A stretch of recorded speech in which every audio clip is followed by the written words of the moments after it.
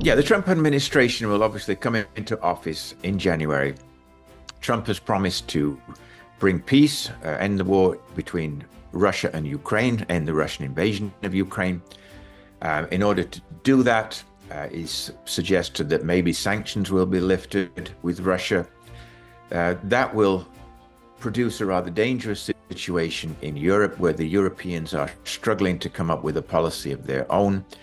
Ukraine's future will be in doubt, and this will, of course, be of great benefit to Russia, but Ukraine will still, I think, get economic aid, but military aid is no longer guaranteed from the United States. It would still get military aid from the European countries, from the United Kingdom, possibly from Japan and one or two others, but it would lose the majority of military aid, which comes from the United States, and they're also the most advanced weapons. So I think we'll see in the next few weeks some changes in the situation. Trump has still got to get through his two houses, the House of Congress and the Senate, who, even with Republican majorities, may not agree with a complete ceasefire and stopping of all aid to Ukraine. So I think he's got a long way to go, but certainly we can see changes coming in the near future. It's very hard to tell exactly what the impact would be. I mean, I think most likely the economic aid to Ukraine would continue, and I think probably no matter who ends up winning the House of Congress, either Republicans or Democrats will probably want to keep giving Ukraine economic aid. But the military aid, I think, would be cut back, yes. I mean, at the moment, since Biden has refused to send long-range missiles to Ukraine, and they've been asking for these for weeks and weeks, they may not notice a huge difference. But it's just that in the longer term, the commitment from the Trump administration will be less, considerably less than the Biden administration. And I think Trump has obviously set himself this task of ending the war. Yeah, I mean, I think that is just an optimistic statement. I mean, perhaps an armistice could take place by January 21st. I guess that's the date it would be. But you would probably not stop the fighting as quickly as that, because the fighting is not just on one front, it's in several different areas. And you've got units like the Ukrainian army in the Russian province of Kursk, who are under no obligation to listen to such orders. So I don't think it would stop immediately, but what it might do is bring the two sides together, that they would actually start talking if Trump perhaps approaches Putin first, arranges a meeting with Putin, and after that then approaches Ukraine and, you know, gives Ukraine some kind of, I don't know, ultimatum or something that says, well, you know, you have to stop fighting now for a while we have the talks, and let's see if we can't come to some kind of an agreement.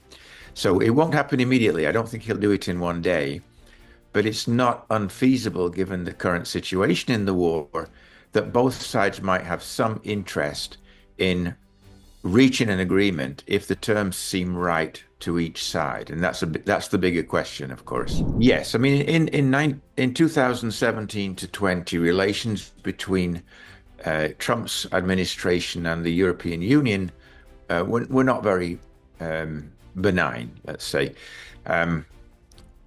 Trump walked out of a G7 meeting as well. I mean, it was almost as if he was not interested in expanding the commitments as a sort of guarantor of safety and defense to Europe, which has been the case really since 1945. I mean, European states during the entire Cold War relied on the United States backing when they were dealing with the Soviet bloc, and particularly the Soviet Union.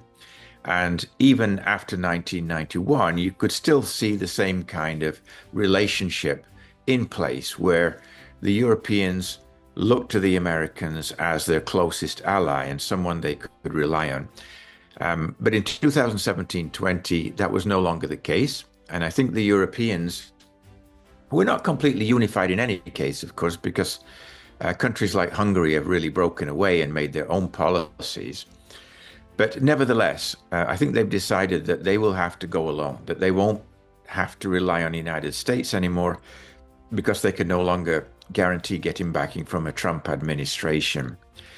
Now, in terms of NATO alliance, Trump has said on many occasions that the members of that NATO alliance must pay the amount of money, a percentage of their overall budget devoted to NATO. I believe in Canada's case, for example, it was 2%, and we're at something like 1.2%. We're nowhere near that 2% minimum. And in fact, we won't get there till about 2032. And I don't think Canada is unique in that. I think some of the European allies have consistently failed to meet that 2% minimum. And in that case, Trump may not follow up with support from NATO for the particular countries that don't meet their budget needs. I think it's going to be very, very complex. And I think it will also be difficult for countries like Ukraine to join NATO while Trump is president. I mean, Trump will sort of look at the situation and maybe make some guarantee to Russia as part of the agreement that Ukraine will not join NATO for a certain period of time, maybe 10 years, maybe 20 years. And in that way, assuage Russia's fears about the expansion or enlargement of NATO so that an agreement can be reached, putting down weapons and then deciding what kind of situation could develop in Europe after an armistice. But it's very difficult because neither side, neither Russia nor Ukraine really is willing to back down at this stage. For Ukraine, it would mean significant loss of territory. For Putin, it would mean he's not completely finished with his so-called military option. This as far as Russia is concerned, they're not really fighting a war. They're just simply getting rid of a government that has gone towards a neo-Nazi environment and therefore correcting a relationship that's gone badly wrong in recent years. It would be quite an enormous change if the sanctions are dropped against Russia, because actually, even though sanctions aren't particularly effective in that if, for example, European states stop taking Russian gas, which they decided to do, China accepted it, and therefore it kind of nullified the whole effect of those sanctions. But nevertheless, the fact that so many banks, other institutions pulled out of Russia made a big difference to the Russian economy.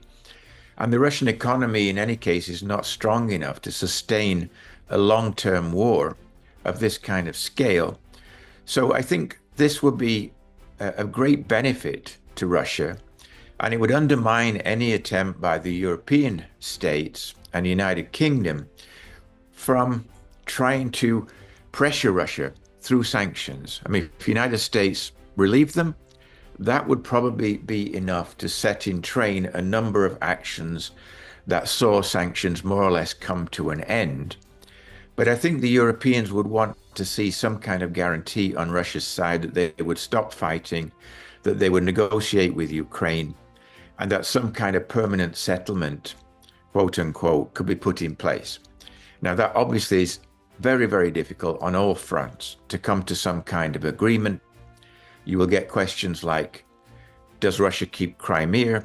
What to do about the Donbass, where you've had the two separatist republics that existed from 2014 right up until the current war started in early 2022, and have shown no willingness to rejoin Ukraine. Or what would happen to the territories that Russia has partially conquered but claimed for Russia, such as Kherson region, Zaporizhia region. Two big regions, two powerful regions. In many ways, Zaporizhia's got the largest nuclear power plant in Europe, for example. Who keeps this? And these are big questions. And Ukraine would not want to give up those regions on any grounds. I doubt they would want to give up the Donbass either, or even the Crimea. But they may be in a situation where they have no choice but to accept that if there's some kind of international mediation. Yeah, the Trump administration will obviously come into office in January. Trump has promised to bring peace, end the war between Russia and Ukraine, end the Russian invasion of Ukraine. In order to do that, he's suggested that maybe sanctions will be lifted with Russia. That will produce a rather dangerous situation in Europe where the Europeans are struggling to come up with a policy of their own. Ukraine's future will be in doubt, and this will, of course, be of great benefit to Russia, but Ukraine will still, I think, get economic aid, but military aid is no longer guaranteed from the United States.